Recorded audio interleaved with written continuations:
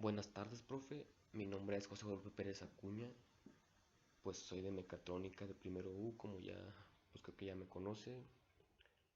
Le voy a presentar a continuación mi investigación sobre los dos conceptos que son dibujo isométrico y dibujo oblicuo.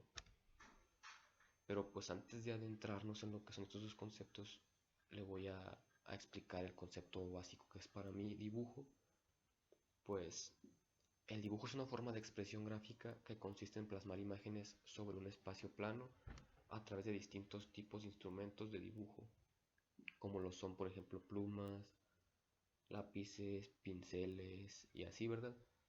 Pero ya pues en dibujo técnico, pues como nosotros lo estamos viendo, pues ya serían otras cosas como otros recursos como son los programas, como el AutoCAD, el SolidWorks y así, ¿verdad? Ya sería más técnico en las computadoras y en las PCs, en las laptops. Dibujar implica delinear imágenes de forma manual sobre un material de dibujo. El concepto de dibujo refiere tanto al proceso mismo como al producto final. Como puede ver aquí, pues hay dos ejemplos de pues, lo que es un dibujo normal, ¿verdad? Un dibujo, pues, utilizando, como anteriormente dije, con diferentes instrumentos que son lapicero y una pluma. Ya viene siendo, pues, algo diferente a los dos conceptos que nosotros vamos a definir a continuación. Antes de pues definir esto también voy a definir la palabra isometría. Pues la isometría tiene varios significados. Por ejemplo, pues en la geometría se refiere al vínculo establecido por dos figuras que conservan las distancias entre los puntos correspondientes. La isometría puede obtenerse a través de reflexión, rotación o traslación.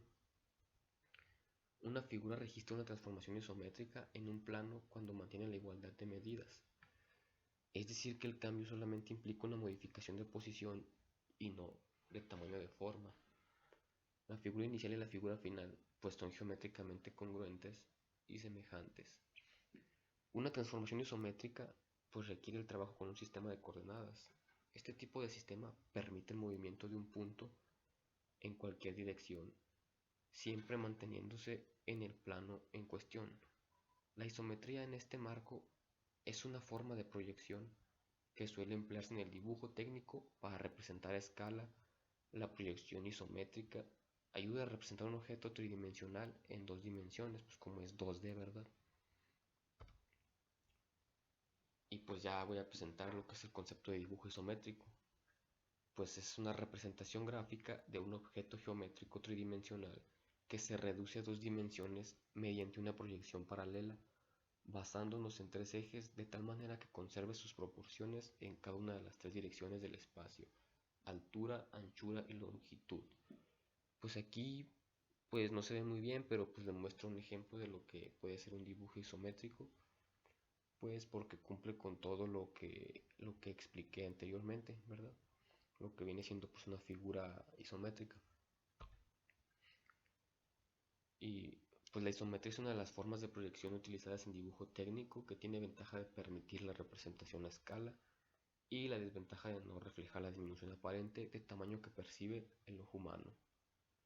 La perspectiva isométrica determina una dirección de visualización en la que la proyección de los ejes coordenados x y z conforman el mismo ángulo, es decir, 120 grados entre sí. Los objetos se muestran con una rotación del punto de vista de 45 en las tres direcciones principales x y z. X y z, perdón. Tal vez esto te suene muy complicado, pero no lo es tanto. Sí tiene su grado de complejidad, pero nada que tu amor al arte pues no permita entender, ¿verdad?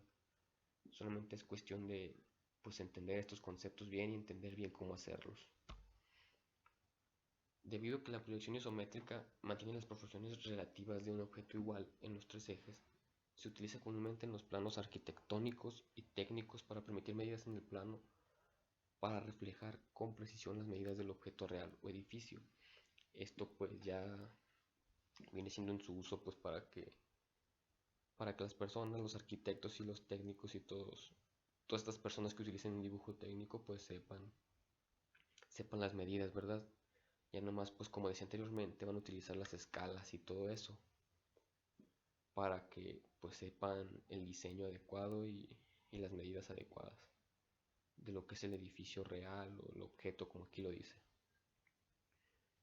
Mm, Para hacer un dibujo isométrico, pues se inicia trazando los ejes principales de proyección. Estos ejes reciben los nombres de alto, ancho y profundidad. En un dibujo isométrico, los ejes de ancho y profundidad tienen la misma inclinación, 30 grados, respecto a la línea horizontal. En un cubo isométrico, sus tres caras tienen la misma forma, como pues lo es una figura isométrica, ¿verdad? Al hacer un dibujo isométrico, no se reduce el tamaño del objeto en los tres ejes, sino que nos permite dibujar directamente las dimensiones de nuestro modelo sin distorsionarlo. Como puede ver aquí, pues hay ejemplos de lo que es un dibujo isométrico. Como está en la primera, pues como decía anteriormente, está a 30 grados. Igualmente, o sea, se basa pues en que los ángulos estén iguales y que la figura quede de una manera equivalente en todos sus lados, ¿verdad? Bueno, a continuación voy a presentar lo que es el dibujo oblicuo. Y pues como pueden ver aquí está un ejemplo de lo que es uno. Es un dibujo tridimensional axonométrico en el que se representa el objeto con una superficie paralela al plano de proyección o plano del papel y las otras superficies dibujadas a lo largo de un eje inclinado que forma un ángulo con horizontal. Las medidas del ángulo pueden variar según el caso.